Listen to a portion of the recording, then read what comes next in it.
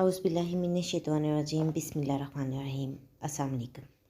Urdu astrology के साथ मैं हूँ एस्ट्रोलॉजर अलमास यूनुस। आज मैं आप लोगों के लिए जो वीडियो लेके आई हूँ उसमें हम डिटेल के साथ डिस्कस करेंगे कि 17 जुलाई को होने वाले इलेक्शन में कौन सी पार्टी जो है वो किस तरह से आगे आएगी, क्या उनका रिज़ल्ट होगा, क्या उनके आउटकम्स होंगे। इन तमाम चीज़ों को हम बड़ी ही डिटेल में बयान करेंगे।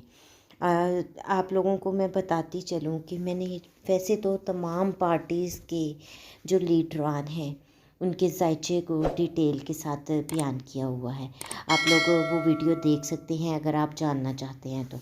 लेकिन अपनी इस वीडियो में भी मैं कुछ पॉइंट्स दोबारा से आपके साथ शेयर करूंगी ताकि आपको आइडिया हो जाए। अगर आप लोगों ने पहले वीडियो देखी होंगी तो फिर तो आपको मुकम्मल तौर पे इस चीज़ का इल्म हो जाएगा कि क्या होने वाला है। खैर, जैसे भी मैंने पहले वीडियोस बनाई और आप लोगों के साथ अपने नॉलेज के मुताबिक चीज़ें शेयर की और मैंने आपको बताया कि इस तरह कैसी चीज़ें नेक्स्ट में होने वाली हैं, तो आपने देखा कि आपको तो बिल्कुल वैसे ही रिज़ल्ट मिले हैं। और अल्लाह रब्बुल इज़्ज़त का बहुत ज़्यादा शुक्र अदा करती हूँ कि उन्होंने मुझे ये इल्म दिया जिसमें मैं सियारगान की रोशनी में थोड़ी बहुत प्रेडिक्शन कर लेती हूँ। बाकी ग़ैब का इल्म सिर्फ़ अल्लाह के पास है, ये ग़ैब का इल्म नहीं है, ये एक सियारों पर मबनी साइंस है। तो मैं ऑलरेडी आपके साथ PMLN के जो लीडरान हैं नवाज़ शरीफ, शहबाज शरीफ, मरीम नवाज़, सबके हमज़ा शहबाज, सबके ज़ायचे जो हैं वो आपके साथ शेयर कर चुकी हूँ। आप मेरी पुरानी वीडियोस देख सकते हैं।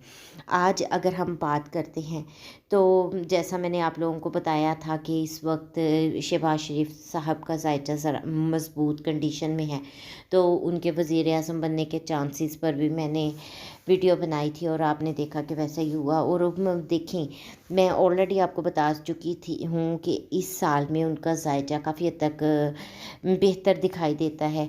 उनको बहुत सारे जो केसेस हैं उनसे रिलीफ भी मिल जाएगी और बहुत सारी चीज़ें उनके पास आएंगी, लेकिन वो महंगाई को कंट्रोल नहीं कर सकेंगे और गवर्नमेंट में आके उनको बहुत ज़्यादा प्रेशर का सामना करना पड़ेगा जो कि शायद उनके लिए वो कवर करना मुमकिन ना हो। और वैसे ही वो तमाम चीज़ें आई। फिर मैं आपके साथ मरीम नवाज़ का भी ज़ायचा शेयर कर चुकी हूँ।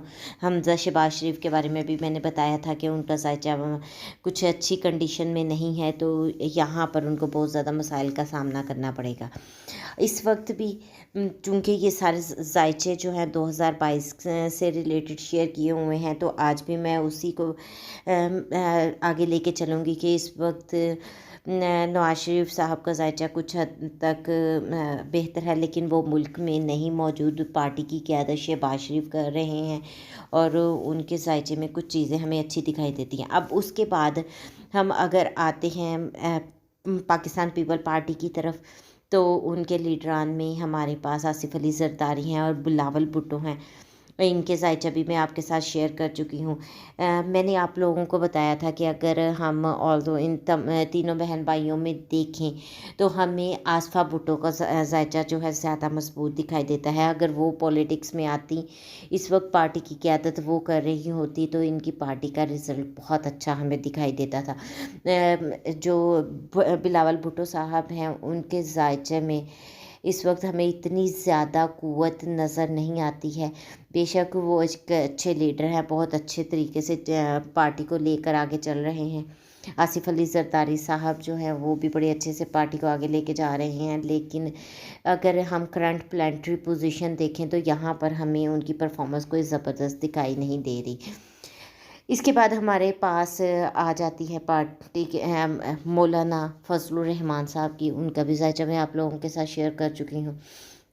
तो मैंने जैसा कि आपको पहले भी बताया था कि तहरीक अदम एतमाद में वो अपनी कुछ अच्छी परफॉर्मेंस नहीं दे पाएंगे, हमें वो उस वक्त कुछ बैक पे नज़र आएंगे, वो सामने नहीं आएंगे, फ्रंट फुट में नहीं खेलेंगे। तो आपने देखा कि ऐसा ही हुआ और आज भी मैं वही बात करने चाहती हूँ कि यहाँ पर हमें मौलाना फजलुर रहमान साहब की तरफ से बहुत अच्छे रिज़ल्ट नहीं मिलेंगे।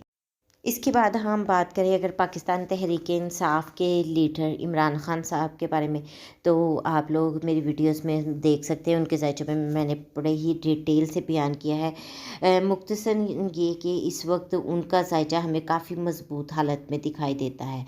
اگر ہم سارے لیڈرانس کا کمپیریزن کریں تو اس وقت سب سے مضبوط ذائچہ جو ہے وہ عمران خان صاحب کا دکھائی دے رہا ہے، اور جیسا میں نے پہلے بھی پریڈکشن کی کہ ان کی مقبولیت میں اضافہ ہوتا جائے گا، اور ایسا ہی ہو رہا ہے۔ آنے والے حالات کچھ ان کے لیے ٹف بھی ہیں، لیکن ان تمام چیزوں کو ہم بعد میں ڈیٹیل سے بیان کریں گے۔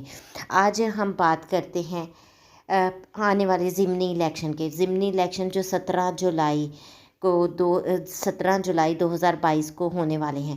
اگر ہم اس دن کا ذائچہ بناتے ہیں تو اس وقت کی پلانٹری پوزیشن میں اسکرین پہ شو کر دوں گی، وہ آپ کو دکھائی دے گی۔ تو وہ پلانٹری پوزیشن کے مطابق چیزیں تو ہمیں کافی زیادہ جو ہیں الجھی ہوئی دکھائی دے رہی ہیں۔ ان کو سب کو میں بڑی ہی ڈیٹیل میں آگے لے کے جاتی ہوں۔ سب سے پہلے تو آپ یہ دیکھیں کہ جو گورنمنٹ ہے، گورنمنٹ کو ہم سن سے دیکھتے ہیں، اور سن اس دن بالکل 0 ڈگری پر ہوگا، اس کے میں کوئی پاور نہیں ہوگی، اور مرکری بھی بالکل، مرکری جو وزڈم کا لارڈ ہے وہ بھی بہت ہی کمزور حالت میں ہمیں دکھائی دیتا ہے۔ تو یہاں پر ہمیں گورنمنٹ جو ہے وہ کافی زیادہ اس وقت ڈاؤن اور ویک دکھائی دے رہی ہے۔ یہاں پر راہو اور مرکری اکٹھے ہیں، یورینیس کے ساتھ بیٹھے ہیں۔ اب یورینیس انوویشن کا بھی لارڈ ہوتا ہے، راہو جو ہے وہ ایک خاص رول پلے کرتا ہے، آگے ہم شیئر کرتے ہیں۔ تو یہاں پر میڈیا جو ہے وہ اپنا بہت زیادہ کردار ادا کرے گا، میڈیا کی طرف سے بہت زیادہ ہائپ کریٹ ہوگی، شور شرابہ آپ کو بہت زیادہ دکھائی دے گا، تو یہاں اس کا ایک خاص کردار ہمیں نظر آئے گا۔ ہاں، راہو جو ہے وہ میں نے جیسے آپ کو ساتھ شیئر کیا کہ وہ اپنا ایک خاص رول پلے کرے گا، تو یہاں دھاندلی کے بھی چانسز بہت کلیئر ہیں۔ ہو سکتا ہے کہ اوپوننٹ پارٹی جو ہے وہ دھاندلی کرے، یا کسی بھی طرح سے ہمیں اس طرح کے کچھ حالات نظر آ سکتے ہیں۔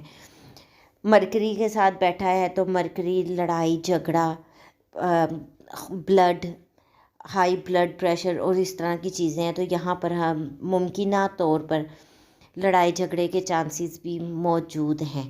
اور یہ بھی کہا ممکنہ طور پر یہ بھی کہہ سکتی ہوں، یا آپ مطلب ایک میری پریڈکشن سمجھ لیں کہ میں یہ بھی سوچ رہی ہوں کہ ہو سکتا ہے کہ ایسی سچویشن بن جائے کہ کہیں پر پولنگ کو روکنا پڑے۔ بہرحال پوزیشن جو ہے وہ بڑی ہی ٹینس دکھائی دے رہی ہے۔ اب اگر ہم حالات کو مد نظر رکھیں تو آپ کو پتہ ہے کہ پنجاب گورنمنٹ میں یعنی حمزہ شہباز شریف کو اپنی سیٹ بچانے کے لیے 9 سے 10 سیٹس درکار ہیں۔ تو ادھر سے اگر پی ٹی آئی کو دیکھا جائے تو 13 سے 14 سیٹس جو ہیں وہ پی ٹی آئی کو بھی درکار ہیں۔ یہ حالات تو واقعی بہت کشیدہ ہیں۔ اب اس سچویشن کو اگر دیکھیں تو ہمیں سچویشن تو واقعی بہت ٹینس دکھائی دیتی ہے، لیکن جیسا میں نے آپ کو بتایا کہ اس وقت خان صاحب کا ذائچہ کافی زیادہ مضبوط حالت میں ہے، تو آپ دیکھیں کہ اپوزیشن کہ گھر جو اس وقت مون ہے وہ اپنے سے 7ویں گھر میں، یعنی کہ وہ اپوزیشن کے گھر میں بیٹھا ہوا ہے۔ تو یہاں پر پی ٹی آئی کو اگر ہم دیکھتے ہیں گورنمنٹ کے اگینسٹ، تو پی ٹی آئی اس وقت چل رہی ہے، تو پی ٹی آئی کے لوگ بہت زیادہ جذباتی ہوں گے، مون جذبات کو شو کرتا ہے۔ اس کے علاوہ ہم دیکھتے ہیں کہ یہاں سیٹن جو ہے وہ بھی ریٹروگریڈ ہے اور پلوٹو کے ساتھ بیٹھا ہوا ہے، تو پھر مقابلے میں بہت زیادہ ان کو ٹینس سچویشن کا سامنا کرنا پڑ سکتا ہے۔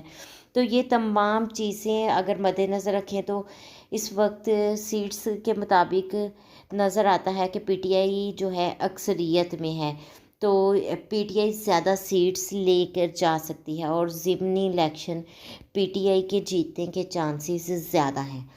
یہ تو میری ایک ناقص علم کے بنا پر ایک پیش گوئی تھی، باقی غیب کا علم تو اللہ کے پاس ہے۔ اللہ رب العزت سے دعا ہے کہ وہ ہمارے ملک پاکستان کے لیے جو بھی بہتر ہیں ان کو آگے لے کے آئیں، اور جو چیزیں ہمارے حق میں بہتر ہوں وہ کریں، ہمارے ملک کو اپنے حفظ و امان میں رکھیں۔ آپ لوگ بھی اللہ تعالیٰ سے بے شمار دعا کیجیے گا، بے شک دعا تقدیر بدلتی ہے۔ اس مختصر سی ویڈیو کے ساتھ ہی مجھے اجازت دیں، اپنا اور اپنے پیاروں کا بہت سا خیال رکھیے گا، اور مجھے بھی دعاؤں میں یاد رکھیے گا۔ اللہ حافظ۔